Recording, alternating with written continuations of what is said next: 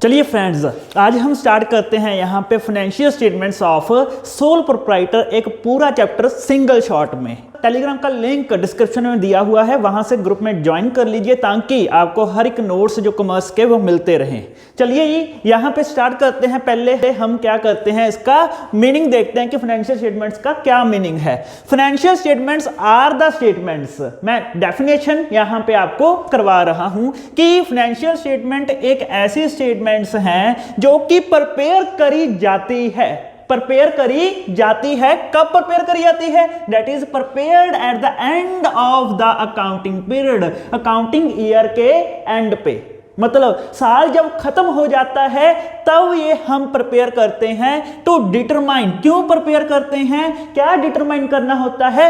Financial performance. Financial performance का meaning क्या है? हमने देखना है कि हमारा बिजनेस कहां पे जा रहा है, क्या हमारे बिजनेस में प्रॉफिट हो रहा है या हमारे बिजनेस में लॉस हो रहा है, कितने हमारे बिजनेस में एसेट है, कितने हमारी बिजनेस की लायबिलिटीज है। ये सब हम देखेंगे जब हम प्रिपेयर करते हैं financial statements. That is profit और loss incurred during the accounting period, एक साल का, ठीक है।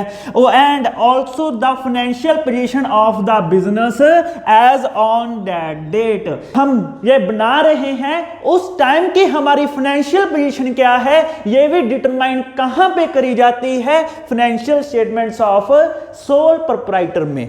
अ complete set of financial statement include, जो ईयर एंड में हम बनाते हैं उसमें क्या क्या बनता है?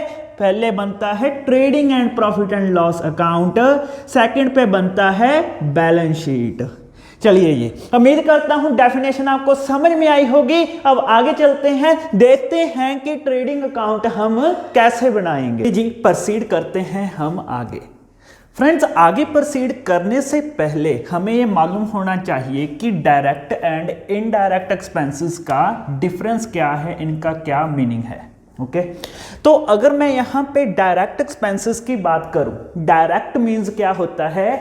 गुड्स को लाने के खर्चे। कोई भी बंदा अगर बिजनेस करता है, उसने जो गुड्स लेकर आनी है अपने शोरूम तक, उसके खर्चे, उसको क्या कहते हैं? Direct expenses. अच्छा, इसका सेकंड केस भी हो सकता है कि अगर बाय चांस वो ऐसा बिजनेस करता है जिसमें वो खुद मैन्युफैक्चर करता है, तो गुड्स को लाने के खर्चे तो हुए नहीं उसमें, क्योंकि खुद मैन्युफैक्चर की है अपनी फैक्ट्री में, तो उस केस में वो सभी एक्सपेंसेस डायरेक्ट होंगे जो उसकी फैक्ट्री में हुए हैं। सिंपल एक बात मैं यहां पे क्लियर करता हूं, डायरेक्ट एक्सपेंसेस वो एक्सपेंसेस है जो कि हमारा शोरूम है ना, उससे पहले के खर्चे जो हुए हैं। अब उससे पहले के खर्चे कौन कौन से हो सकते हैं? या तो फैक्ट्री एक्सपेंसेस या फिर transportation expenses, that is inward transport means लाने के खर्चे, है ना।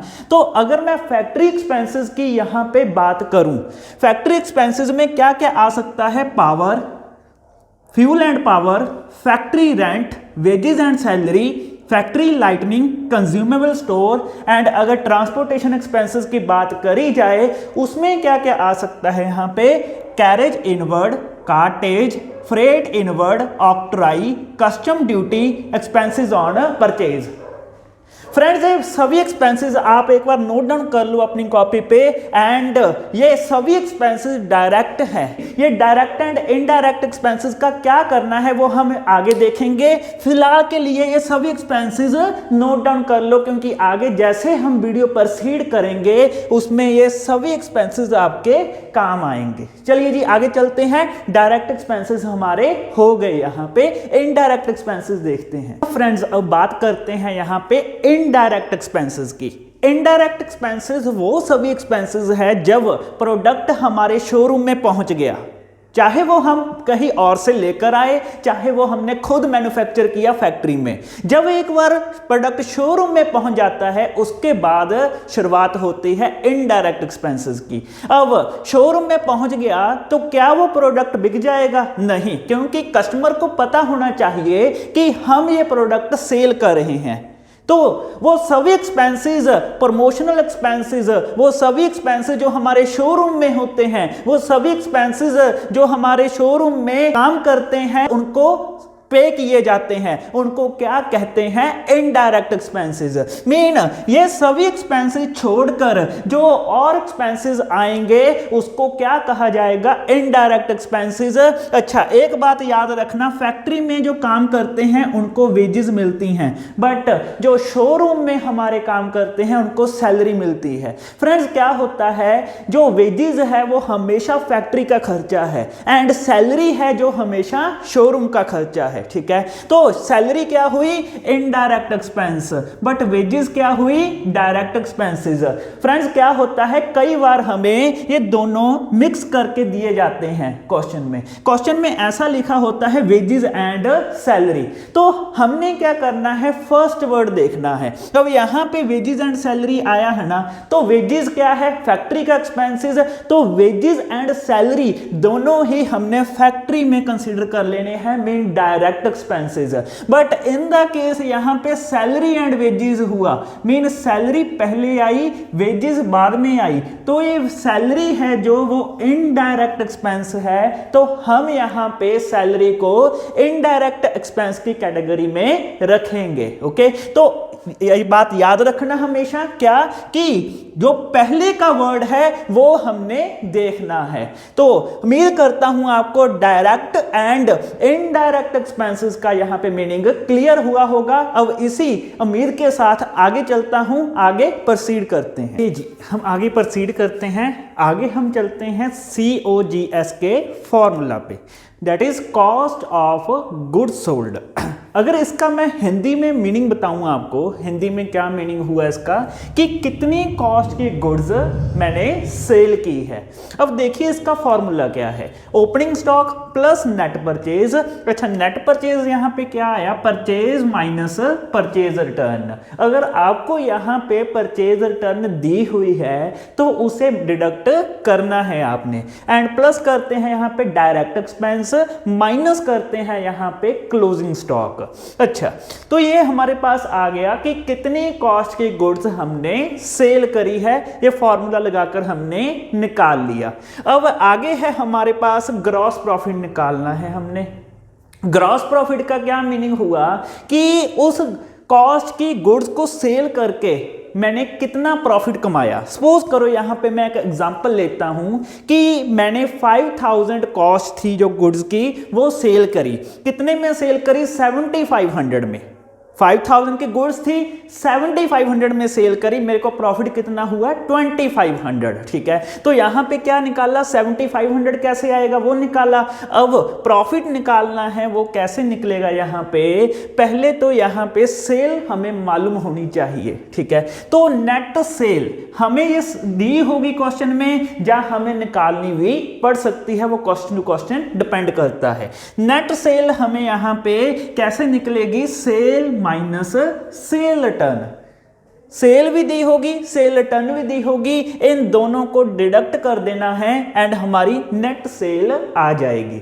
अब नेट सेल जो आई हमारे पास, उसमें से COGS दैट इज कितनी कॉस्ट की गुड्स मैंने सेल की, कॉस्ट ऑफ गुड्स सोल्ड, वो डिडक्ट कर देंगे। ओके, तो यहां पे सपोज करो 100 रुपीज की सेल थी, 70 रुपीज कॉस्ट थी उसकी, 30 रुपीज क्या हो गया मेरा प्रॉफिट, अगर मैं सिंपल लैंग्वेज में यहां पे बात करूं तो। आगे चलते हैं, तो आगे मैंने यहां पे एक क्वेश्चन फुल फ्लैज लिखा हुआ है, इसे सॉल्व करते हैं। पहले तो हम यहां पे देखेंगे कि COGS हम कैसे कैलकुलेट करेंगे। फर्स्ट वन है हमारे पास ओपनिंग स्टॉक। ओपनिंग स्टॉक यहां पे मैंने लिख दिया फॉर्मूले के अकॉर्डिंग। उसके बाद है हमारे पास परचेज, ये डाल दी मैंने परचेज। अच्छा, उसके बाद परचेज रिटर्न दी हुई है एंड ये आ गई परचेज रिटर्न, क्योंकि हमने यहां पे कैलकुलेट करनी है नेट परचेज। ओके, आगे चलते हैं। आगे है डायरेक्ट एक्सपेंस। डायरेक्ट एक्सपेंस यहां पे दिए हुए हैं 4800, ये मैंने डाल दिए डायरेक्ट एक्सपेंस, क्योंकि डायरेक्ट एंड इनडायरेक्ट का मैंने मीनिंग आपको पीछे बता दिया है। ओके, आगे चलते हैं। आगे है हमारे पास क्लोजिंग स्टॉक, ये मैंने डाल दिया, क्लोजिंग स्टॉक यहां से डिडक्ट कर दिया एंड हमारा आंसर कितना आया, 35,000। मेन फॉर्मूले के अकॉर्डिंग मेरे को ये पता लग गया कि 35,000 कॉस्ट की गुड्स मैंने सेल की है। अब मेरे को 35,000 की पड़ रही थी वो, बट सेल कितने की ये भी हमें मालूम होना चाहिए।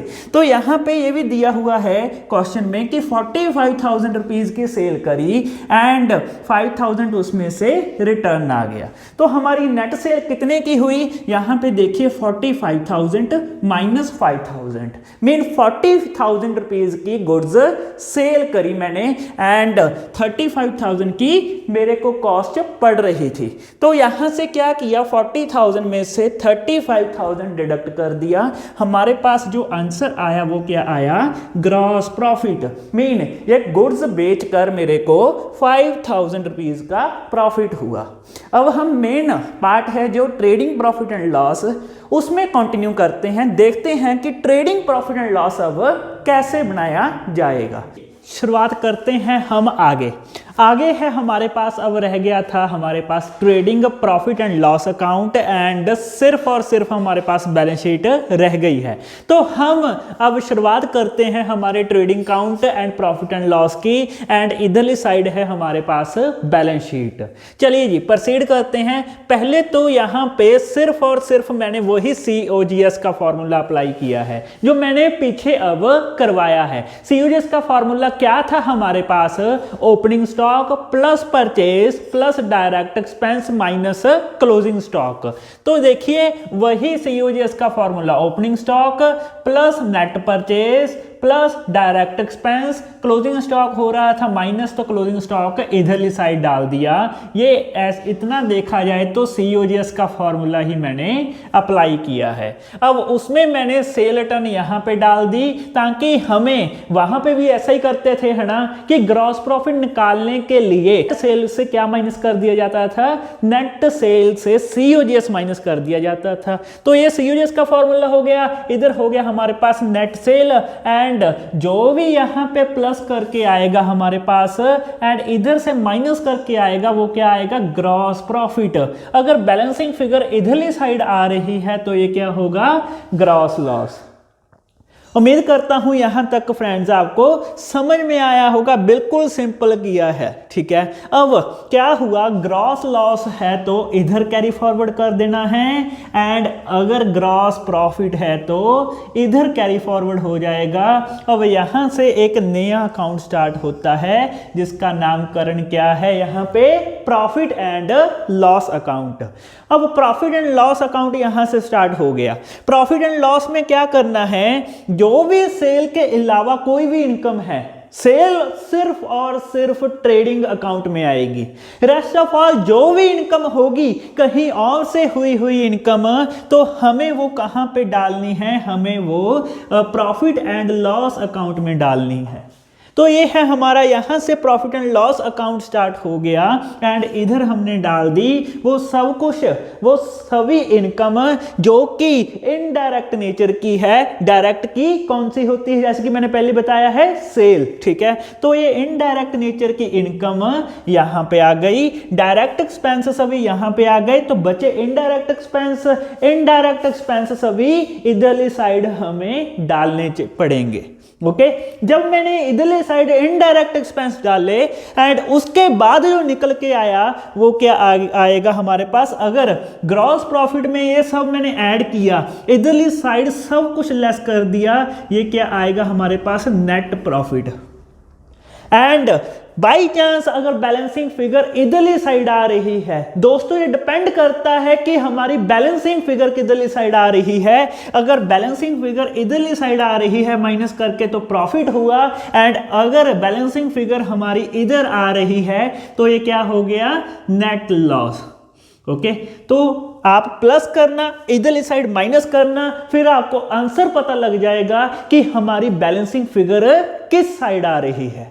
अब अगर यहां पे नेट लॉस हुआ तो कैपिटल में से लेस कर दिया जाएगा, अगर यहां पे नेट प्रॉफिट हुआ तो कैपिटल में ऐड कर दिया जाएगा। अब मैंने क्या किया, नेट प्रॉफिट ऐड कर दिया एंड नेट लॉस माइनस कर दिया अगर नेट लॉस हुआ। यहां पे और लिखा है, ध्यान से देखिए, मीन या तो प्लस होगा या फिर माइनस होगा, डिपेंड करता है कि ये नेट प्रॉफिट है या फिर नेट लॉस है। ठीक है, अब प्लस माइनस कर दिया, उसके बाद जो भी एडिशनल कैपिटल इंट्रोड्यूस की वो क्या कर दी जाएगी, ऐड, एंड जो भी ड्राइंग की वो क्या कर दी जाएगी, माइनस।